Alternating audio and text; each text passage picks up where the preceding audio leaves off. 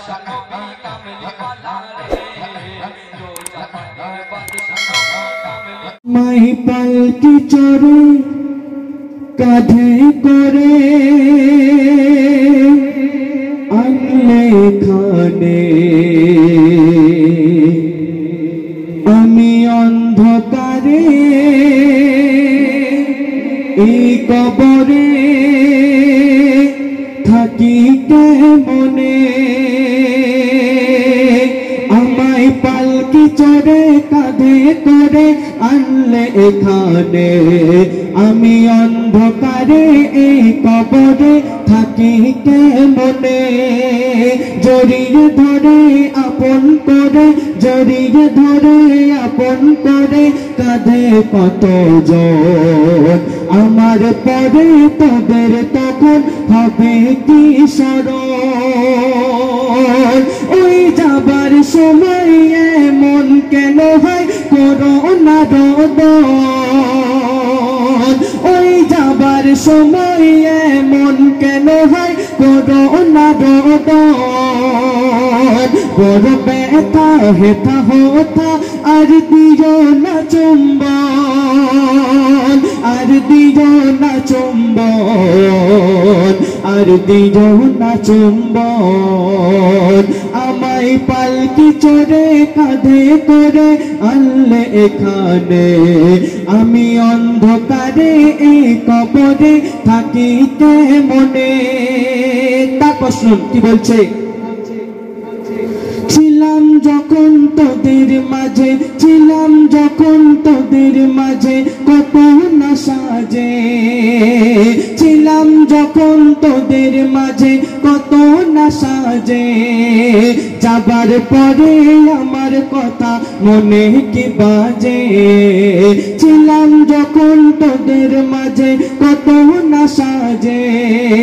যাবার পরে আমার কথা মনে কি বাজে পড়লে মনে আমার কথা করো দোয়া পড়লে মনে আমার কথা করো দোয়া বড় একা থাকি আমি ওই কবরে শোয়া ওই কবরে শোয়া ওই কবরে শোয়া আমায় পালকি চড়ে কাঁধে করে আনলে এখানে আমি অন্ধকারে এই কবরে থাকি কেমনে শেষ কথায় কোন মনে রাজু ফরিয়াদ বলছে শুনুন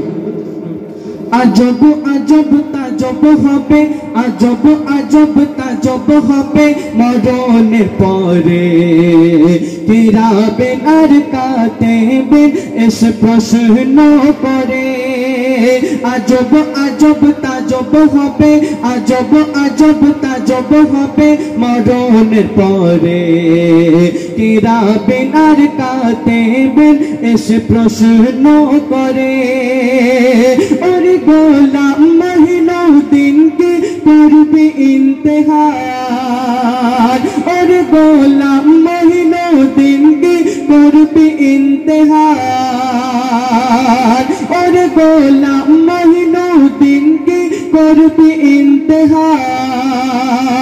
নামাজের পাটি বিছিয়ে এনে নামাজের পাটি বিছিয়ে এনে তুই শুনে ওয়া যা